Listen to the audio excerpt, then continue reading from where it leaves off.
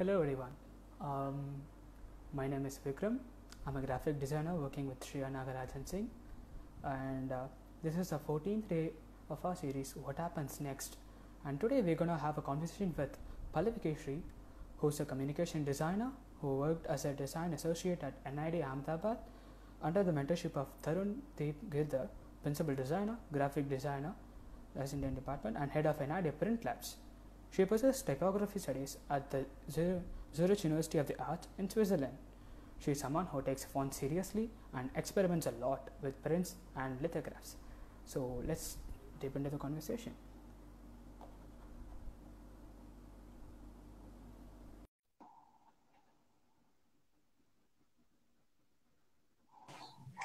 Hi, Hello. Vikram. Yeah, hi. How are you Able to doing? hear me clearly? Yeah, it's pretty clear. Okay. Yeah. So tell us a few words about yourself. I am currently enrolled in my master's program, which is a research-based program in design and specializing in visual communication. And I am in Zurich University of the Art in Zurich right now. I've just started. And yeah, do you want to know more about my background? I did my bachelor's in National Institute of Fashion Technology in Calcutta in fashion communication, but I checked the fashion part of it and I just took the communication part of it, and now I'm doing my master's in it. Yeah. That was really great for you, I think. Yeah. Okay, let's deep dive in the conversation. Okay, the first thing I'm going to ask is how is the situation there in Zurich amidst all the pandemic? Chilled actually. It's fun to see how old people are more active nowadays outdoors, and they're the one who cough at, and they will not wear masks. So they're just, I mean, I don't know what they're thinking. Okay. The lockdown is actually easing now Hmm. gradually. It's getting better. Hopefully. Okay. I hope Zurich is pretty healthy there. Better, I think. Okay, that's good. Yeah. And you're from India, right? How do you feel being staying away from home in this period? Actually, I'm very fortunate to have landed in Zurich Mhm. just 2 weeks before the lockdown started, because Oh, it would not have been the same for me if I started my master's back from India. Because it's so important to, I have had a really nice experience with the peer interaction bit, getting to know the school and how it works here. It's a very different system here, so it, even in those 2 weeks I got to know so much, and I'm glad that I'm here before all of this began. And I talk home like every day, so I'm pretty chill. People are really nice here. I am in a student housing, so it's all very comfortable. So not bad for me actually. It's been good. It's been so good. you're having a really great days there. Yes. Okay. How's your education going on there? How's the system going on there? I mean, when is the semesters being planned? Um, it's funny how in developing countries, even small kindergarten children are having Zoom classes. And Yeah.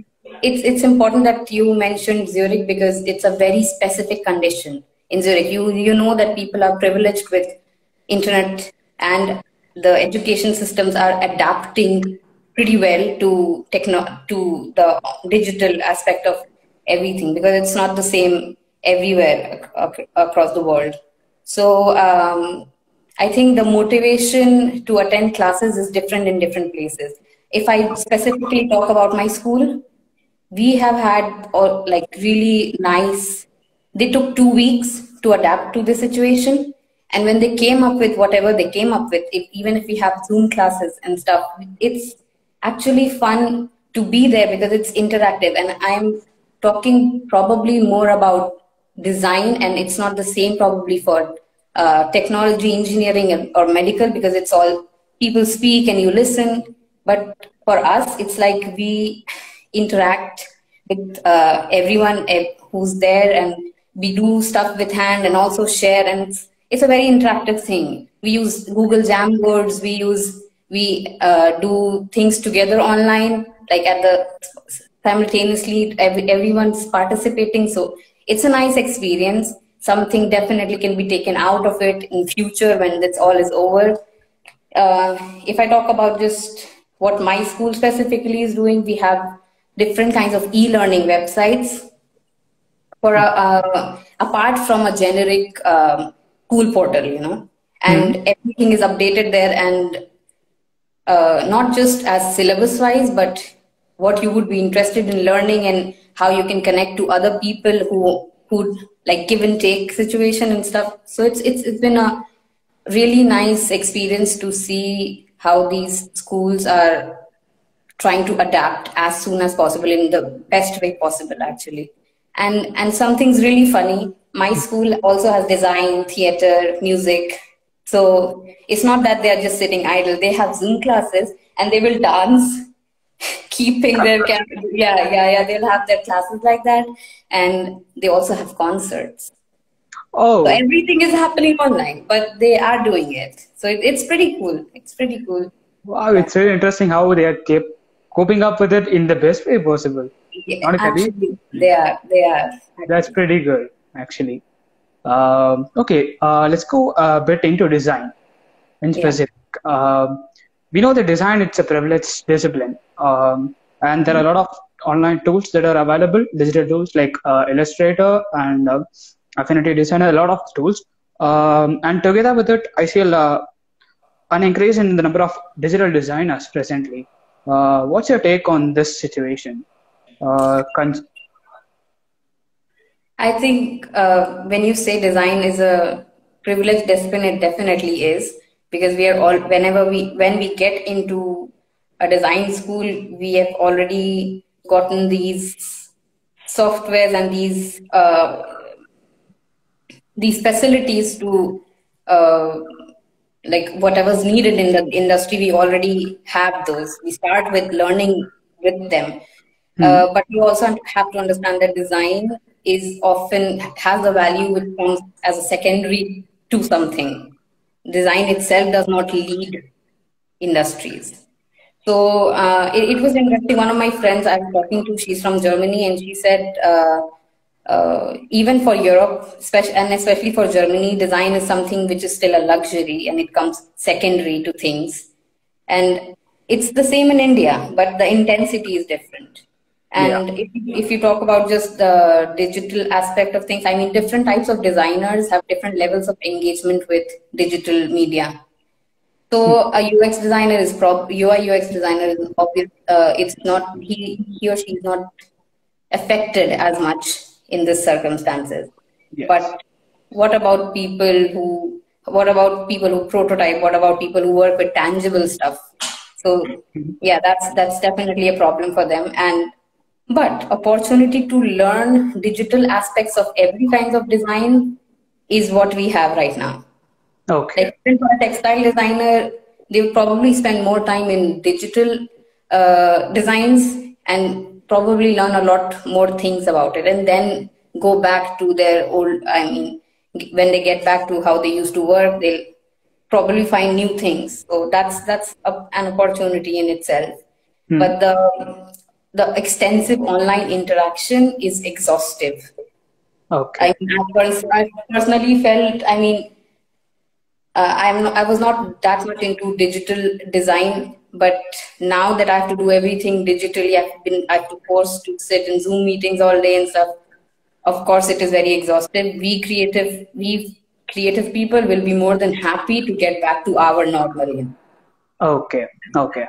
Yeah. I suppose we can agree a bit on that. Definitely. Yeah.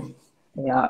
And designers in general have a thing which is we have to give creative solutions to the problems that are existing in the world. And considering the current situation, there are definitely a lot of problems to be resolved. My question is, how do you think we as designers could come up with solutions to the situation? I mean, it might be solutions to the present, the future, maybe post-pandemic era, if we can say that. I would I will not start a conversation on this, but the word problem and solving problem, it goes to some other level. I mean, designers are expected to do that, but I don't think that's the reality of it. And Okay. something which my education system has been injecting in me for a long while now, and it has intensified in my school, right where I am right now, is the critical thinking bit of it. You do design, but you also have to think. And when I say think, it is about understanding, like in a larger circle of events where a designer fits in, where a designer's role is.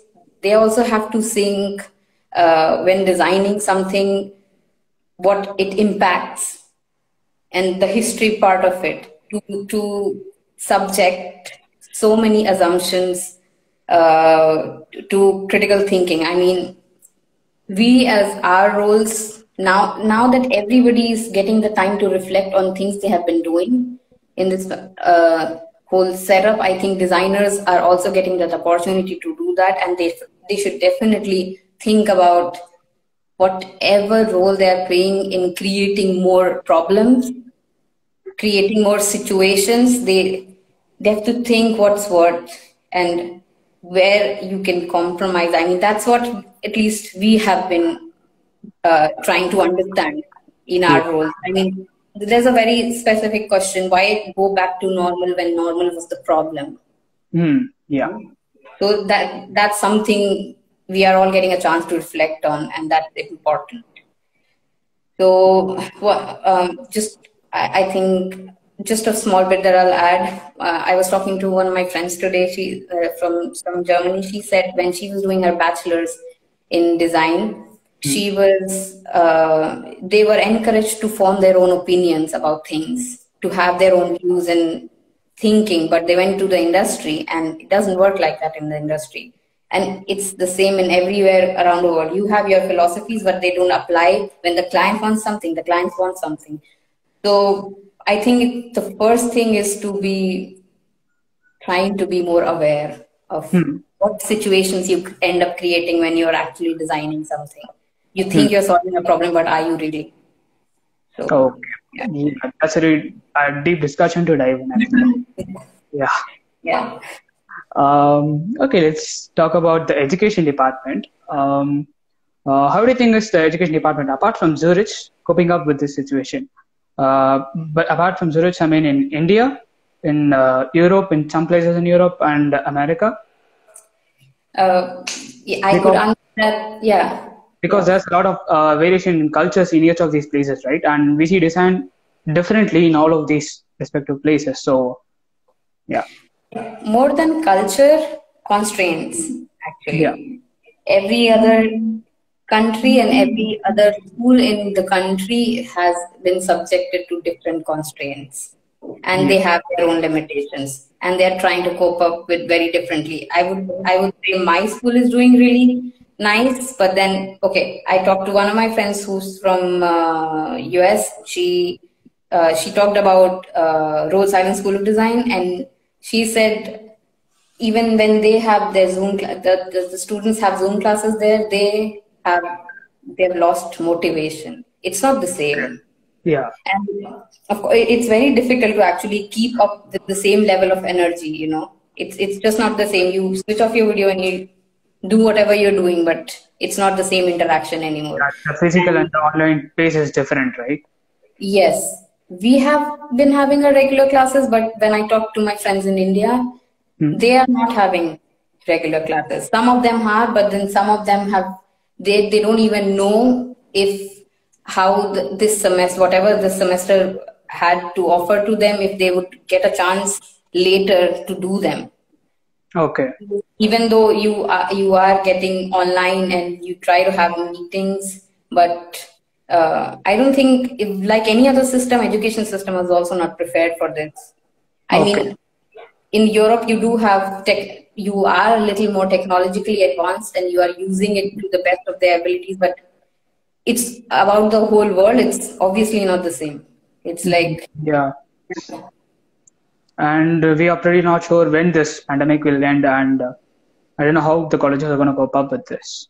Yeah. Have any idea or not? Any suggestion, maybe? Suggestion on coming in? Uh, what I mean is, we have a lot of constraints, obviously, as you mentioned, and we don't have a certainty to when this pandemic will end, right? It might be 6 months, it might be even a year, but we have to continue getting our education. What do you think is the best way as we move forward? And is there any university that's actually applying those sort of strategies? Actually, my school in what they're trying to do, thinking about is like having a semester where they could, whatever practical applications we would have done in this semester, they would give us time for that. But the question is if all schools are have they can do that or not. It's a lot of constraints, monetary wise, time wise.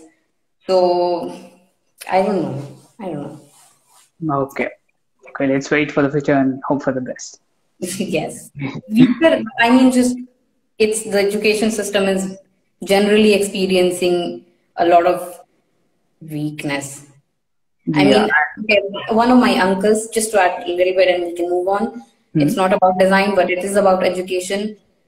One of my uncles who teaches in the village in a government school, no technology, no internet, no smartphones. So imagine 1 year, they do not learn anything. They're playing it in their homes. They do not learn anything.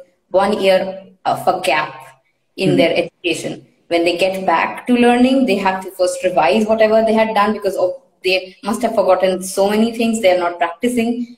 And then you have to continue back to. Yeah, I'm getting it. It's a really big vacuum for the education system that we presently have, the system that we have. Yeah. So let's wait for that. We have a question from Nelson Well, I think. Yeah. He asks, have you seen your rooftop projects on typography? You work with a lot with typography and language. What do you think? How these acknowledge with the concept of design in everyday life? Knowledge. Okay. That's a pretty big question. I'll try to answer that to my best of my abilities. I think when I started doing the explorations on rooftop, I was just thinking about my own project and I wanted to learn more about the script itself and the structure of the script itself. I never realized I know at some point when I move forward with my project on Devanagari, later on, when I reflect on what I had been doing, I would find more,